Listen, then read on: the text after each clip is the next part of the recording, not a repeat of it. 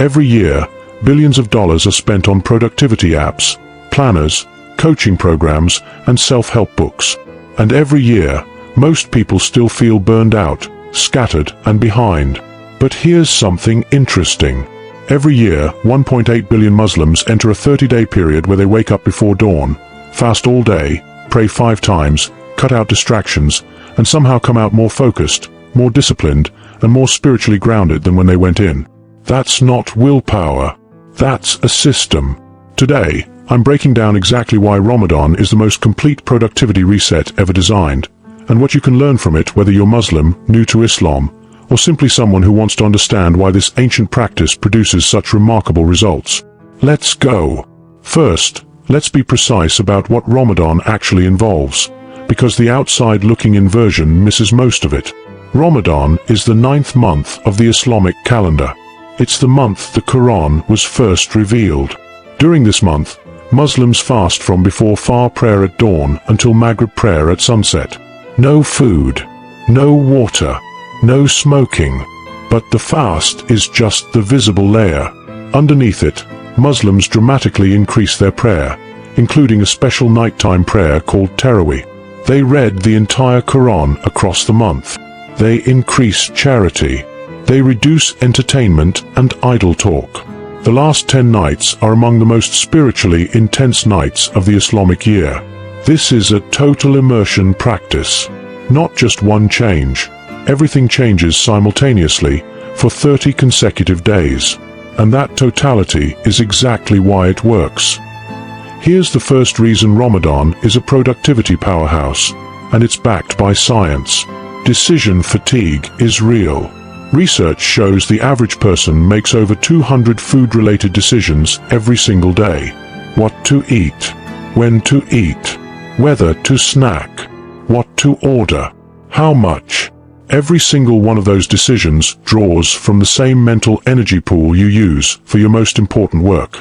By midday, most people have already burned through significant cognitive fuel on trivial food choices.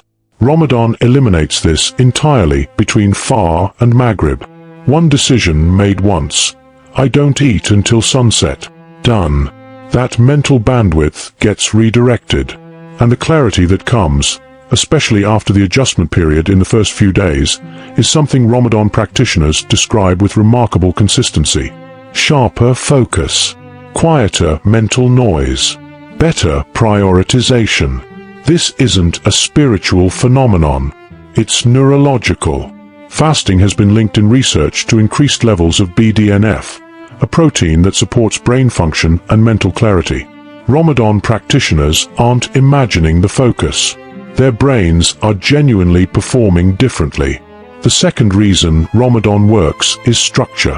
One of the biggest findings in deep work research is this: unstructured time is the enemy of focused output. When the day has no fixed anchors, it diffuses into reactive, shallow activity. You end the day having been busy, but having produced very little of real value. Ramadan solves this through the 5 daily prayers. Fajr anchors the day before sunrise. Dur splits the morning from afternoon. Asr marks the approach of evening. Maghrib opens the fast. Isha closes the night. Each prayer requires a real transition, stopping what you're doing, making wudu, standing before Allah in focused, intentional prayer. Each one is a genuine mental reset, not a passive coffee break. A deliberate, spiritually grounded pause that sends you back to your work with a cleared head and a renewed intention. This is time blocking at the deepest possible level. The blocks aren't self-imposed calendar items you can easily skip. They are acts of worship, and that weight makes them non-negotiable in a way that no productivity app can replicate. The third reason Ramadan is extraordinary from a productivity standpoint is the 30-day architecture. Behavioral scientists have found that habit formation requires sustained, daily repetition, typically in the range of 21 to 66 days, depending on the complexity of the habit. Ramadan lasts exactly 30 days. And during those 30 days, a practicing Muslim is simultaneously reinforcing early rising, controlled eating, consistent prayer, daily Quran reading, charitable giving, patience, and reduced entertainment. Not sequentially, all at once. Most habit-building programs tell you to focus on one habit at a time because adding too many increases failure rates. Ramadan breaks this rule, and it works because the habits are interconnected. Fasting makes you more patient. Patience makes you more disciplined in prayer. Discipline in prayer makes you more deliberate in your time. Deliberate time use makes the early mornings feel purposeful rather than punishing. Each habit strengthens the others. The system is self-reinforcing. By the time Eid arrives, the person who approached Ramadan intentionally doesn't just have memories of a meaningful month. They have neural pathways that didn't exist 30 days ago.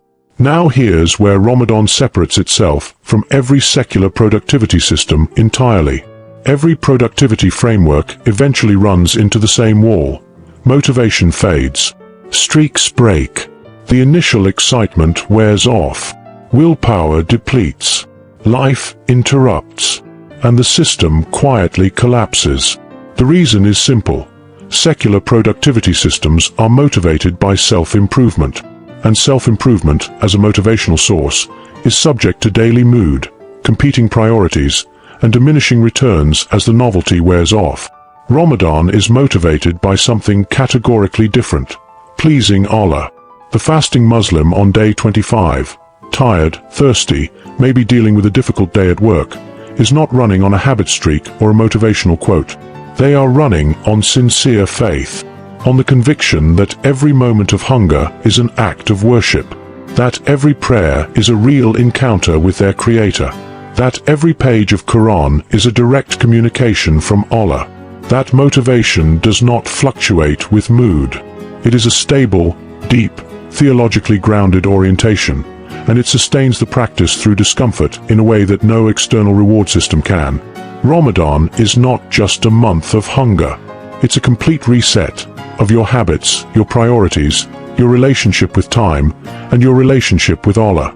The productivity industry charges billions to deliver pieces of what Ramadan delivers in full, for free, every single year. If you're approaching Ramadan this year, go in with intention. Know what habits you're building. Protect your mornings. Use the structure. Treat the 30 days like the extraordinary gift they are. If you're not Muslim but you're genuinely curious about what Islam really teaches, Ramadan is one of the most beautiful entry points, and I'd love to help you explore further. Check the link below to visit Path to Islam, where everything is designed for non-Muslims and new Muslims who want to understand this faith the right way. Like this video if it shifted how you see Ramadan. Share it with someone who needs to hear it. And subscribe, because there's a lot more where this came from. See you in the next one.